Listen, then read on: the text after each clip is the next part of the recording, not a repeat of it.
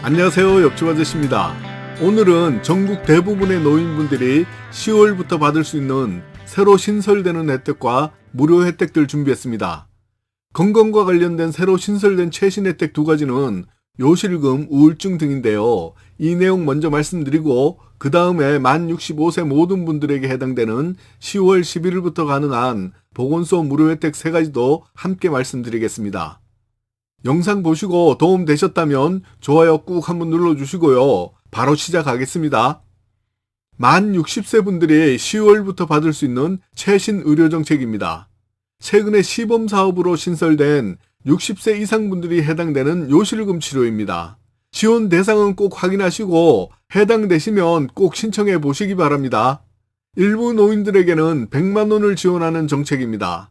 이 정책을 시행하는 목적은 노인성 질환인 요실금에 대한 수술, 약물, 물리치료, 의료기기 사용에 따른 치료비용을 지원하여 삶의 질을 개선하고자 하는 것입니다. 지원 방식은 요실금 환자가 본인 부담한 의료비를 지원합니다. 지원 대상은 60세 이상 요실금 환자 중 기초생활수급자, 차상위, 한부모 가족입니다.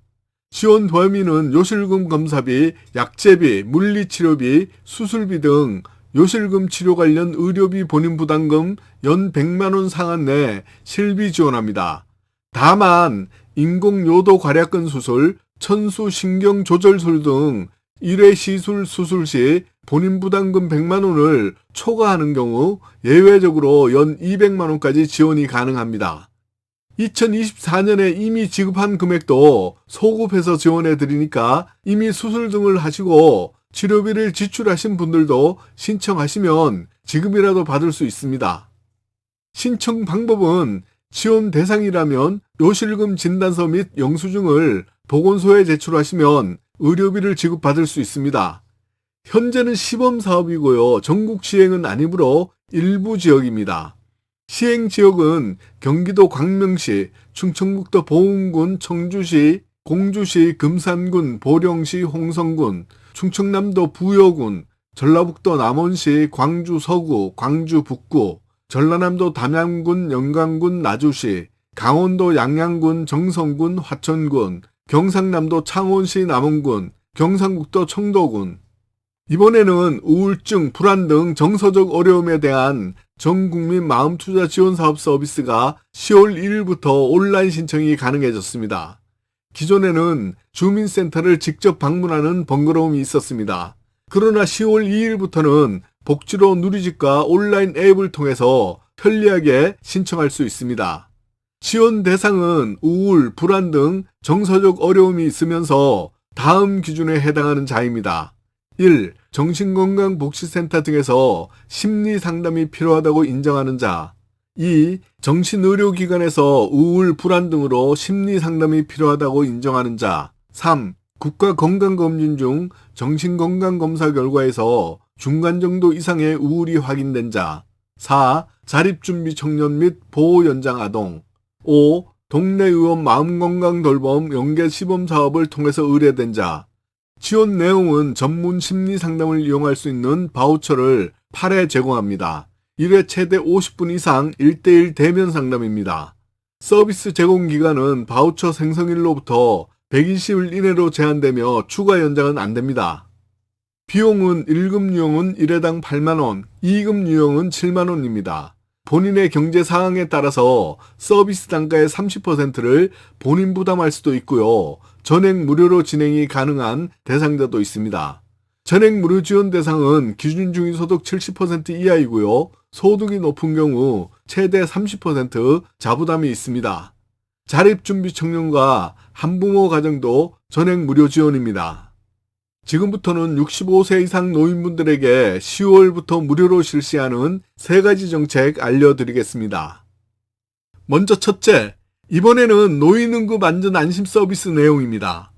이것은 집안의 응급호출기, 화재 감지기, 활동량 감지기 등을 설치해주는 사업인데요.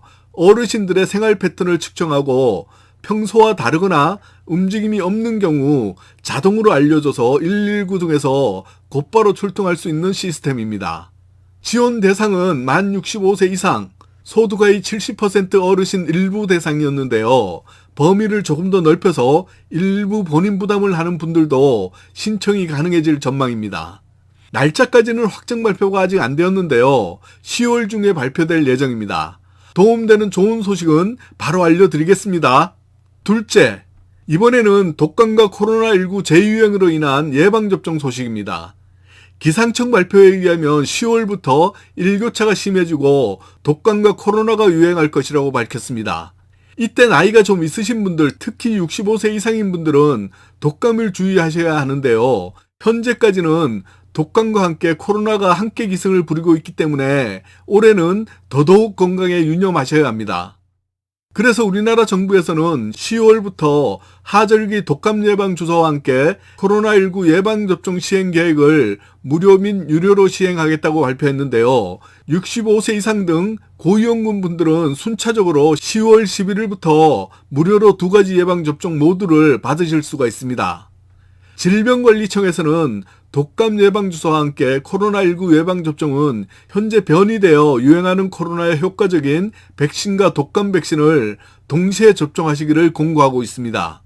65세 이상 어르신분들은 아픈 것에서 끝나는 경우도 있지만 생명과 연관되는 부분도 있으니까 꼭 예방접종 받으시기 바랍니다.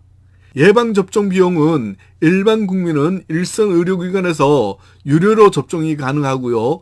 65세 이상 어르신들은 독감 백신과 코로나19 백신 2가지 모두 고위험군으로 사망 예방을 목적으로 무료 접종을 실시합니다. 정확한 무료 접종 지원 대상은 1959년 12월 31일 이전 출생자입니다. 접종 기간은 나이별로 다르니까 이 부분 꼭 확인해 두시기 바랍니다. 먼저 1949년 12월 31일 이전 출생자인 75세 이상 어리신 분들은 10월 11일부터 접종하시면 되고요. 1950년 1월 1일에서 1954년 12월 31일 출생자인 70세에서 74세 어리신 분들은 10월 15일부터 접종받으시면 되고요.